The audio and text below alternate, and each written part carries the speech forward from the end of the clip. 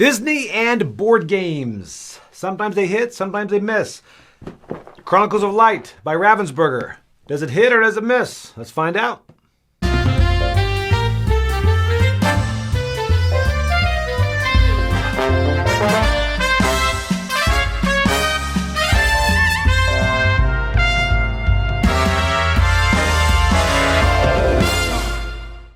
Okay, so this is one that we actually circled before going to Gen Con that we were pretty excited about. Number one, we're Disney fans, huge Disney fans. And this seemed like a very co-op, family-weight game. So I wanted to try it, and immediately my wife went to the Ravensburger booth, and she was really excited to give this a try.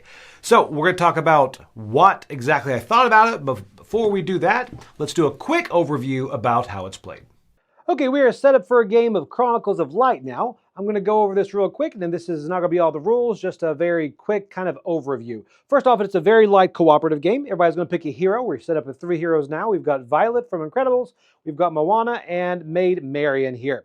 So the whole thing is, the objectives, first off, this is the rule book. It's very light, as you can see. Light, get it?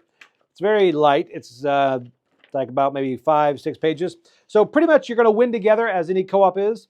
And there's going to be one leader. So how to play, first off, you win together if you complete all the quests. Everybody here is going to have different quest cards. For example, Maid Marian's here is Dispel the Darkness.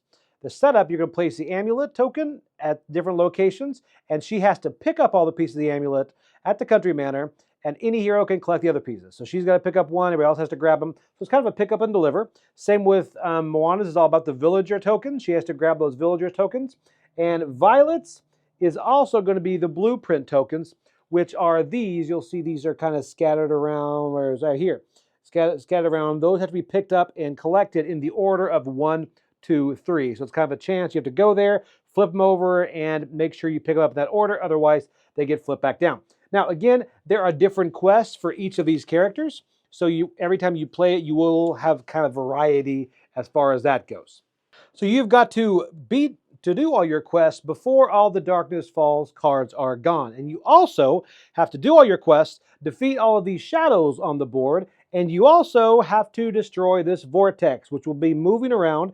These Darkness Falls cards here are going to make that vortex move around. For example, this one, move the vortex to the school, add 1 shadow token to either small space on the school tile. So that's going to happen every time you flip over one of these cards. Now, first off, how do you play? First off, this is going to be the first player token, and you have one leader, and they can there's no order. You just choose who gets to go and who would be the most beneficial for you as a group. So say you want to go ahead and Moana wants to start making her way over here. Actually, she would need to go up here. So she could use this token right here. You see a +2. Going to place it on your action board, and Moana all of a sudden can move 2, just like this. All right?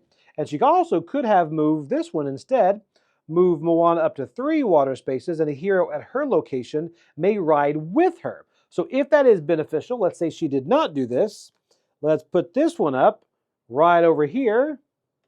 And now, say she wants to go ahead and take Violet with her. 1, 2, 3, just like this.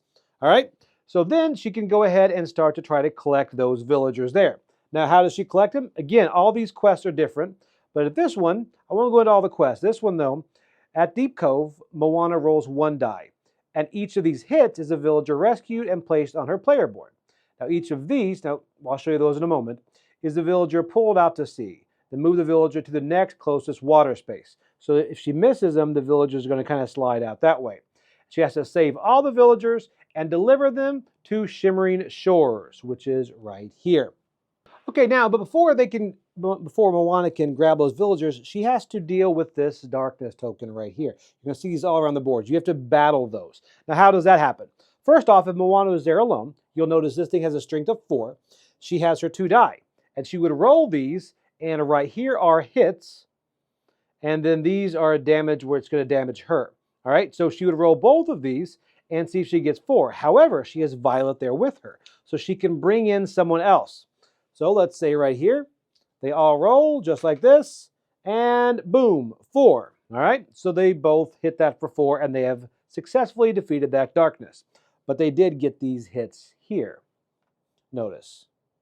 But now what's great is every hero can re-roll any or all of their dice once. So, of course, they don't want these hits, so they're going to reroll this. Oscar reroll that one, and Moana rerolls this. And take a look. You have done a lot of damage and taken no damage of your own. Then you're going to go ahead and flip this over as you have defeated that token. And then she will go on to try to complete that quest. And then Violet here will then go over there and try to find her blueprints. And then once she gets to those blueprints all around there, she has to deliver them back to the Crystal Castle so they can be destroyed. So then you're going to do this every time. You're going to say if Maid Marian wants to move, you're going to place this over here, and everyone is going to be moving just like this 6 times, and then that ends the day. And one thing to mention, if you do get hit and go all the way down to 0, this team health track right here, which you could also lose by going here, will then go down 1. And say she's down there, it's gone down 1, and then someone would have to heal her before she can continue with her quests. And one other thing is you'll notice all the tokens you have 4 to start off with. If you ever complete your quest, whichever quest you've chosen, you can then flip this over and you get another ability. Because then Moana will get this one, which move Moana or any other hero to any water location. It's pretty good. So anywhere on the board. So all of these have that extra kind of powerful ability that will only unlock once you have completed your own quest and you become a bit more helpful to the team. In a second, we're going over this vortex, but then, like I said, all of these, you're going to fill this up with actions, whichever you would choose to. Then you're going to flip over the next Darkness Falls card. Let's take a look at what happens here. Now, the 6 and the 4, that's going to make sense in a moment when I talk about the vortex. But move the vortex to the museum, so you move this vortex right here to the museum. Add 1 shadow token to both small spaces on the museum tile. So you'd get 2 more shadow tokens over here. So the longer you wait, the more of these you have to collect and have to defeat. Now this vortex, let's talk about that for a moment. Now the vortex, which of course one of the winning conditions here, you notice it has a 6 there. You will defeat this the same way you're going to defeat these tokens out here. You have to get together and you have to roll a 6 with everyone. And once you do that, you have weakened the vortex. And you will flip that over to show it's weakened, and now it's only a 4 when you can defeat it later. And one thing that changes here, these Darkness Falls cards, if it's weakened, you're no longer looking at the 6, you're going to look at the 4. So a lot less happens. The vortex does not move, and you then only add 1 shadow token to any unoccupied space nearest to the vortex. So everything's going to be more consolidated around the vortex. And then finally, to defeat the vortex, you do the same thing, but this requires all the heroes. So all the heroes have to go around the vortex, do it all together, roll, and at this point they have to hit 4. If it's on the other side, they hit 6. But then you defeat it again the same way by everyone rolling their dice. But again, everyone has to be involved in that last battle. And that's pretty much it. You win together if you complete all the quests, defeat all the shadows on the board, and destroy the vortex together. And you lose together if you cannot reveal one of these darkness cards, you've waited too long, or you reach the last spot right over here on the team health track. And now there are also different things that can help mitigate you and can help you in battle, all these tokens like this. But pretty much that is a quick overview about how to play Chronicles of Light. Darkness Falls. Let's send it back and see what we thought about it. Okay, so that again is just a quick overview about Chronicles of Light. Again, it's not all the rules. This is just kind of going to give you a feel of how the game plays. First off, the game is very light. Light. It's actually really light. Light, very family weight. My daughter liked it again because they're all like female heroes on there. So she really loved that.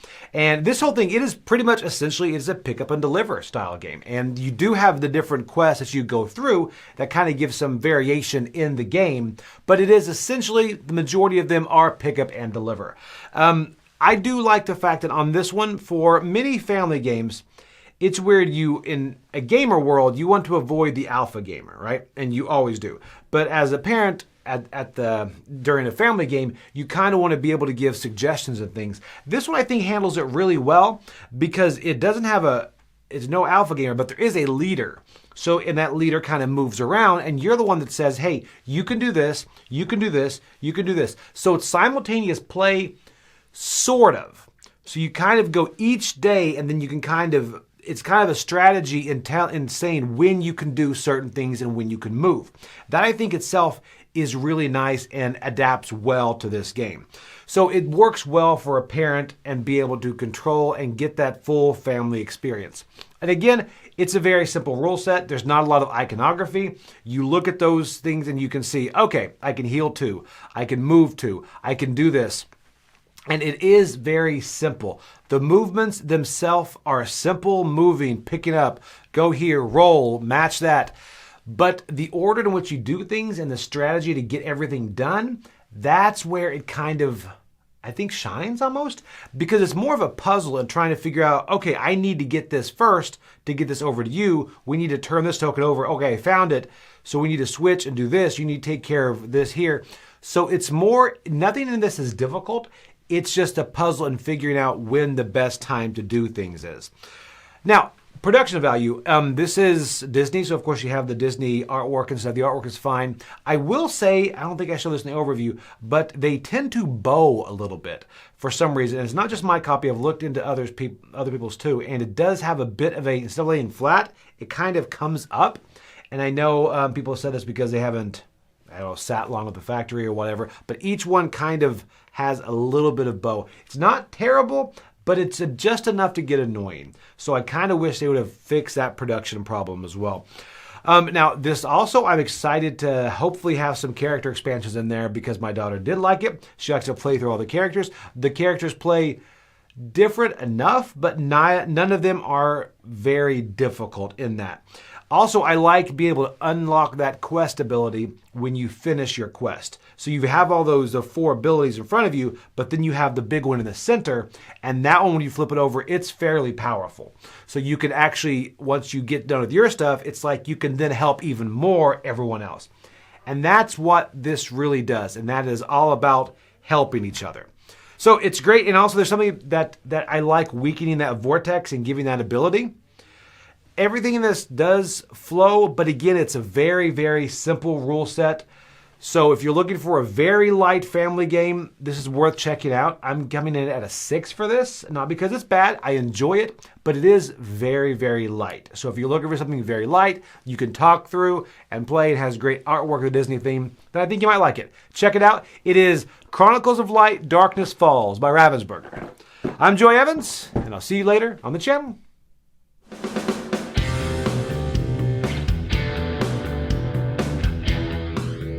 Hey folks, thanks for joining us for that video. If you haven't yet, like the video, subscribe to the channel, and hey, make sure you check out what's happening where I'll cover an app on an iOS or a Switch device, and you can check it out along with me. Thanks very much. You've been watching The Dice Tower.